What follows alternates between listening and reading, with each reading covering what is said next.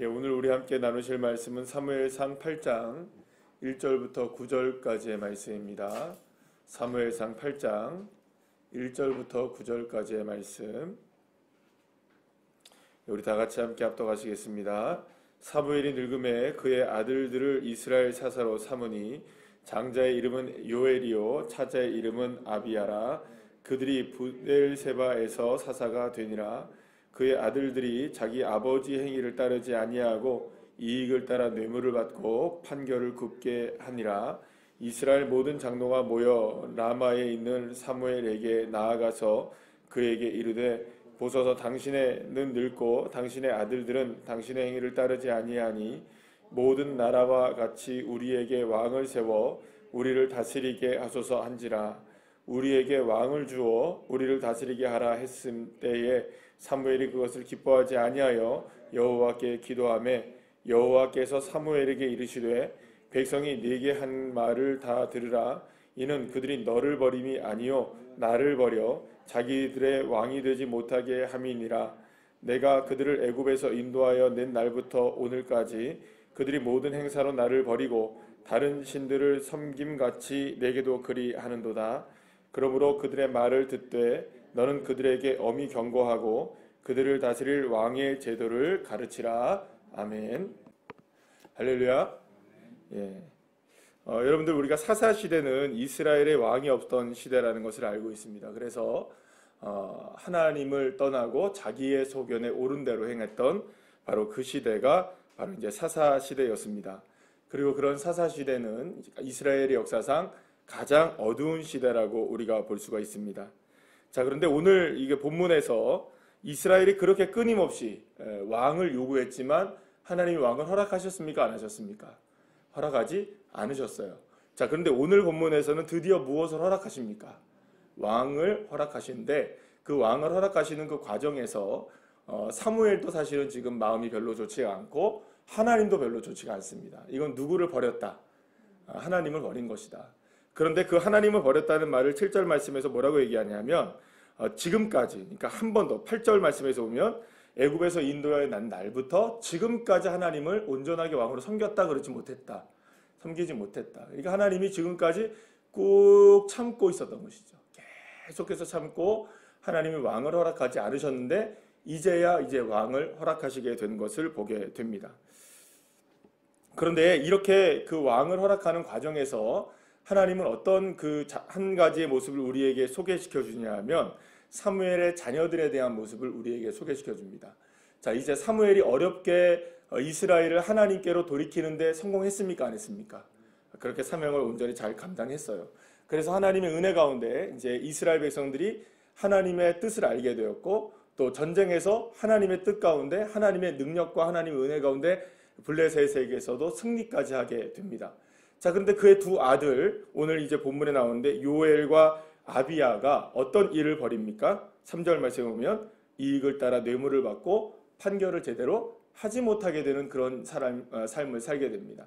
마치 이 일은 보니까는 엘리의 두 아들 홈리와 비느하스를 연상하게 할 만큼, 그러니까 이 자녀들의 농사에서는 아무리 훌륭한 이 사무엘이라 할지라도 성공했을까요? 실패했을까요?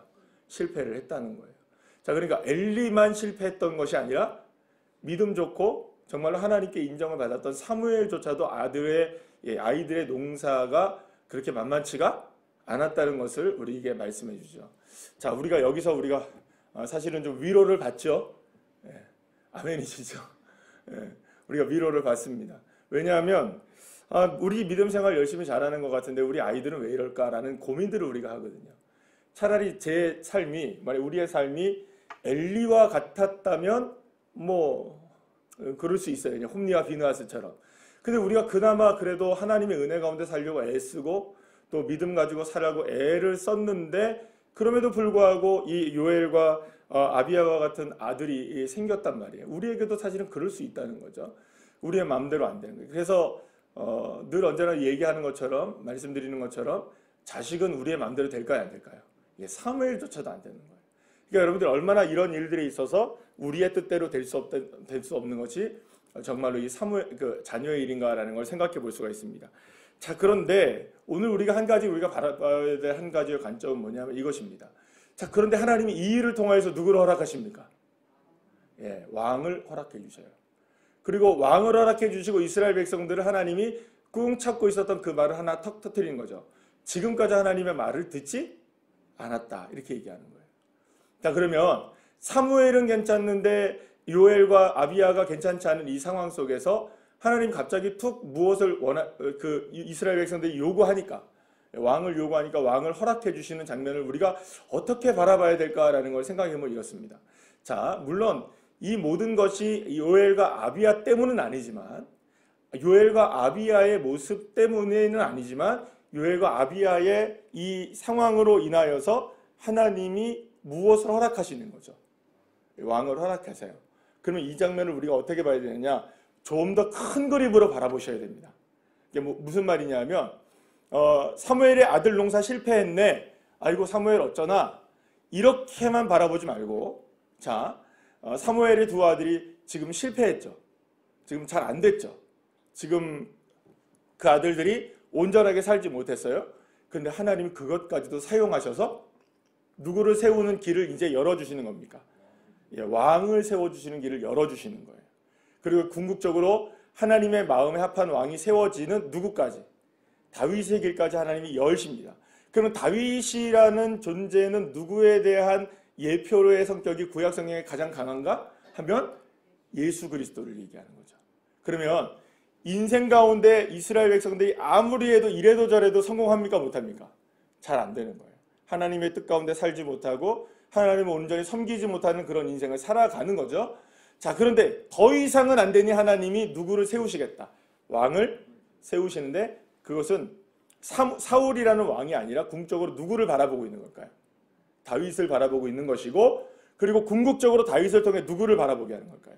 인생의 모든 실패. 다윗도 됩니까? 안 됩니까? 안 되는 거예요. 그러니까 결국에는 궁극적으로 우리에게 무엇이 필요하다? 그리스도 예수가 필요하다는 것을 우리에게 말씀해 주시는 것이죠. 자, 그러면 우리가 한 게 더 큰 그림을 바라보자 말씀드렸잖아요. 때로는 이게 자녀의 문제일 수도 있고 우리의 삶의 여러 가지 문제일 수도 있는데, 우리의 삶에 다가오는 여러 가지 실패와 좌절과 아픔과 슬픔, 내 마음대로 안 되는 것들, 그리고 또 내 뜻대로 안 되는 많은 일들이 있다 할지라도 그 여러 가지의 어려운 일들을 통해서 주님은 하나님의 뜻을 이루기를 원하신다는 거죠. 때로는 우리가 이걸 이해하지 못할 때가 많습니다. 하나님 왜 그러면 꼭 내 실패여야 하나요? 하나님 꼭 왜 나의 아픔을 통해서 이렇게 하셔야 되나요? 제가 어제 무슨 동영상을 하나 봤는데, 잠깐 스쳐 지나가면서 동영상을 하나 봤는데, 오은영 박사님 아시죠? 요즘에 오은영 박사님 많이 나오시는데 그분이 그런 얘기를 하더라고요. 우리 아이들 좋은 사람 만나는 거 다 좋은 사람 만날 수 있느냐? 절대 안 된다. 힘든 일 안 당하느냐? 절대 안 된다. 어려운 일 안 당하느냐? 절대 안 된다. 아프지 않느냐? 절대 안 된다. 그러니까 이런 얘기를 하더라고요. 그러니까 모든 부모님들은 다 어떤 생각을 하고 있느냐? 우리 아이가 좋은 사람만 만나기를. 그죠? 우리 아이가 좋은 일들만 많아지기를. 우리 아이에게 정말로 성공적인 일들만 많기를. 우리 아이 모두가 다 공부만 잘하기를. 그런데 그 오은영 박사님이 절대 안 된다. 절대 안 된다. 절대 안 된다. 이렇게 얘기하더라고요. 그러니까 그런 삶은 없다는 거예요. 우리의 삶에. 그러니까 모두가 다 형통하고 모두가 다 잘되고 모두가 다 좋은 일만 있느냐? 그런 인생 있을까요? 없을까요? 없다는 거예요. 우리가 잘 아시는 대로 다윗도 그런 인생입니까? 아닙니까? 절대 아니에요.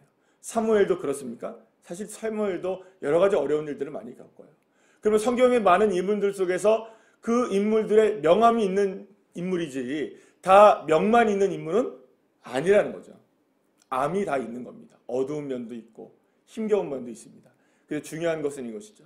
하나님이 그 어두운 면을 통해서도 주의 역사를 이루어내신다는 겁니다. 예. 여기에서 우리가 얻어야 될 교훈은 우리 자식농사 잘 짓기 위해서 기도합시다. 이 이야기가 아니라 우리 문제 해결을 위해서 우리 열심히 기도합시다. 그러면 주님이 역사하십니다. 물론 이 이야기도 중요한 이야기이겠지만 우리의 힘으로 안 될 때, 그러면 그거는 어떻게 우리가 믿음으로 바라봐야 되느냐. 하나님 우리의 힘으로 안 되는 그것조차도 하나님의 영광을 위해서는 쓰시기를 원하신다는 것이죠. 그러면 때로는 이런 우리의 믿음이 필요한 겁니다. 하나님, 나의 아픔이 하나님의 은혜의 재료가 될 수 있다면, 나의 슬픔과 나의 고통이 때로는 주님의 역사를 위한 과정이 될 수 있다면, 하나님 이 아픔의 과정을 통해서도 주님 믿고 기뻐하며 나아갈 수 있도록 인도해 주시옵소서. 이 일을 통해서도 무슨 일이 이루어져야 되느냐? 따라합시다. 하나님의 뜻. 하나님의 뜻은 이루어지는 거죠. 그래서 저와 여러분이 하나님의 뜻을 이루어진다라고 얘기했을 때에 그때 우리의 삶은 늘 언제나 우리는 어떤 삶을 우리가 생각하게 되냐 하면, 하나님의 뜻이 이루어진다 하면 막 여호와 이레가 막 이루어지고 여호와 니시 막 샬롬 막 라파 막 이러면서 막 모든 게 다 이렇게 좋은 것만 일어난 게 하나님의 뜻이라고 생각하는데, 때로는 하나님이 우리의 삶에 어두움을 통해서도 하나님 역사하신다는 겁니다. 그러면 우리가 이렇게 생각할 수 있어요. 그러면 하나님이 이렇게 하나님의 뜻을 이루시기 위해서 이 자녀들을 이렇게 방치하셨나요? 여러분, 그 말은 아닙니다. 그 말은 아니죠. 그리고 하나님께서는 얼마든지 이 두 자녀도 다시 바꾸실 수 있으실까요? 없으실까요? 그건 하나님의 뜻 가운데 역사하시는 거죠. 그러니까 우리가 누구에게 맡겨야 됩니까? 하나님의 뜻을 맡겨야 되는 것이죠. 그래서 여러분, 이럴 수 있습니다. 어쩌면 그래요. 우리에게 기도의 제목을 하나님이 주시잖아요. 때로는 뭐 자녀들의 문제도 그렇지만 또 가정의 물질의 문제나 또 우리의 직장과 사업의 문제나 또 여러 가지의 뭐 질병의 문제나 관계의 문제나 많은 문제들을 우리가 하나님께서 이렇게 우리에게 시험을 통과하게 하실 때, 그때 우리가 고난이 유익이 될 수 있는 한 가지 길은 뭐냐 하면, 우리가 그 고난으로 인하여 지금 어디에 나와 있다는 겁니까? 주님을 바라보고 기도하고 있다는 것. 이것이 가장 큰 은혜인 줄로 믿으시길 바랍니다. 만약에 우리가 그냥 형통했다면 여러분들 우리가 주님 앞에 기도했겠어요? 우리가 교만해서 주님을 찾지 않죠. 그런데 하나님이 우리를 겸손하게 하시고 주님을 바라보게 하시려고 때로는 이렇게 아픔을 허락하시기도 하시고 고통을 허락하시기도 하시는 것이죠. 그래서 저와 여러분이 오늘 한 가지, 우리가 저와 여러분이 믿어야 될 한 가지, 이제 3월 한 달이 이제 시작이 되는데요. 저와 여러분의 삶 가운데 어떤 일이 있다 할지라도, 어떤 상황이 우리에게 펼쳐진다 할지라도 그것에 대해서 하나님이 이 일을 통해서도 역사하신다. 이런 넉넉한 믿음이 저와 여러분에게 있기를 소망합니다. 그래야 그 믿음을 통해서 우리의 결과적으로 무엇을 얻을 수 있느냐? 하나님의 역사이신 구원의 역사가 이루어진다는 것이죠. 그래서 우리가 하나님의 구원의 역사를 이루시는데 거기에 믿음으로 하나가 되어야지, 우리가 하나님 앞에 순종하며 나가야지, 이런 믿음으로 저희들이 세워진다면 반드시 하나님은 하나님의 영광을 드러내게 하실 줄로 믿습니다. 이제 3월 한 달이 시작되었습니다. 하루하루가 이 믿음으로 채워져서 봄날 같은 이제 3월이 이제 시작되는데 하나님의 영광이 크게 드러나는 3월 한 달이 되시기를 간절히 축복합니다. 기도하시겠습니다.